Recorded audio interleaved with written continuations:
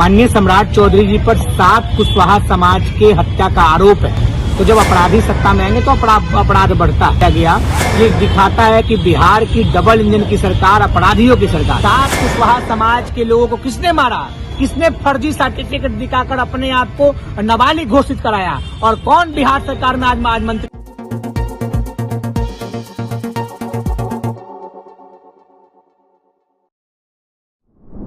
नमस्कार, आप देखना शुरू कर चुके हैं संपूर्ण बिहार न्यूज और आपके साथ मैं हूं अंकित कुमार मिश्रा। बिहार में लगातार बढ़ती आपराधिक घटनाओं ने कानून व्यवस्था पर काफी गंभीर सवाल खड़े कर दिए हैं। इसी मुद्दे पर बात करने के लिए हमारे साथ कांग्रेस के प्रवक्ता विशाल जी जुड़े हैं। हम लोग सीधा उनसे बात करेंगे और उनकी राय जानने की कोशिश करेंगे। पहले तो स्वागत है हमारे। धन्यवाद, बहुत धन्यवाद आपका। जिस प्रकार से बिहार में लगातार आपराधिक घटना की बढ़ोतरी हो रही है, उस पर क्या कहेंगे? देखिए, जब अपराधी सत्ता में आएंगे तो अपराध बढ़ता है।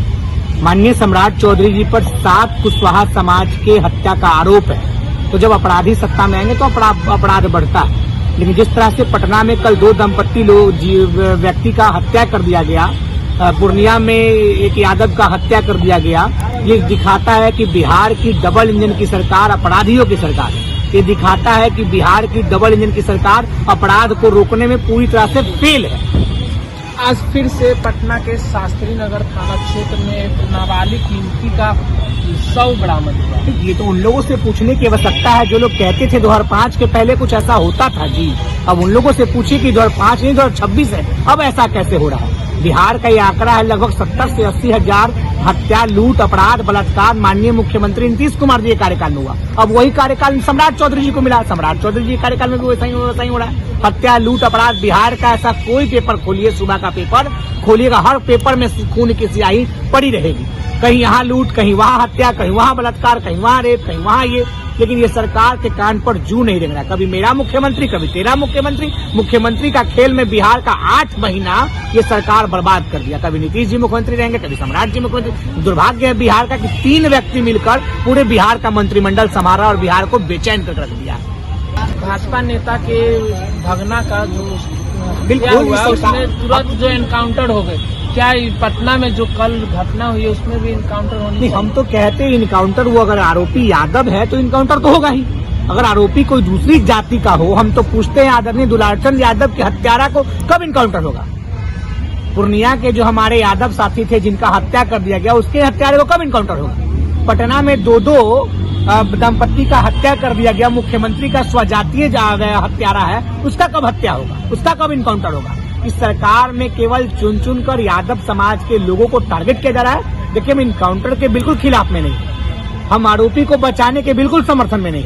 हम कहते हैं कि आरोपी को सजा मिलना चाहिए, लेकिन केवल एक ही समाज के आरोपी का इनकाउंटर होना, ये कहीं न कहीं सरकार की जातिगत भावना को दिखाती है कि सरकार जातिगत भावना से ग्रसित है। किसी कांड में इनकाउंटर होगा, अगर आपकी जाति यादव है तो इनकाउंटर होगा बिहार में, क्योंकि बिहार की सरकार कट्टर जातिवादी सरकार है। यहाँ केवल जात देखकर इनकाउंटर होता है। तो हम तो कहते हैं दुलारचंद यादव के हत्यारे का कब इनकाउंटर होगा। हम यादव समाज से आने वाले लोग हैं। हम तो कहते हैं पटना की नीट छात्रा जो हमारे समाज की बेटी थी, बिहार की बेटी थी, उस बेटी के इंसाफ कब मिलेगा, उस बेटी के हत्यारे का इनकाउंटर कब होगा। सरकार जातिवादी सरकार है और जात देखकर यहाँ न्याय और अन्याय किया जा रहा है। सम्राट चौधरी लगातार कहते हैं कि अपराधियों को पिंडदान करा दिया जाएगा। लेकिन कहने और करने में बहुत अंतर होता है। हम तो कहेंगे सम्राट चौधरी जी से कि 7 कुशवाहा समाज का जिस पर हत्या का आरोप हो, पहले उस व्यक्ति का इनकाउंटर हो। जिस व्यक्ति ने 7 कुशवाहा समाज के हमारे भाइयों का हत्या कर दिया और फर्जी डॉक्यूमेंट्स लगाकर जेल से बाहर निकला, उस व्यक्ति का इनकाउंटर कब होगा। आदरणीय मुख्यमंत्री सम्राट चौधरी जी ये बताएं, 7 कुशवाहा समाज के लोगों को किसने मारा, किसने फर्जी सर्टिफिकेट दिखाकर अपने आप को नाबालिग घोषित कराया, और कौन बिहार सरकार में आज मंत्री बनकर बैठा हुआ है। उन लोगों पर भी कार्रवाई होनी चाहिए। बहुत सारे आरोप लग रहे हैं कि सरकार के संरक्षण में अपराध कराया जाता है। इस सरकार का संरक्षण में अपराध है, तभी तो पटना में 200 राउंड गोली चला, और गोली चलाने वाले आज बाहर घूम रहे हैं।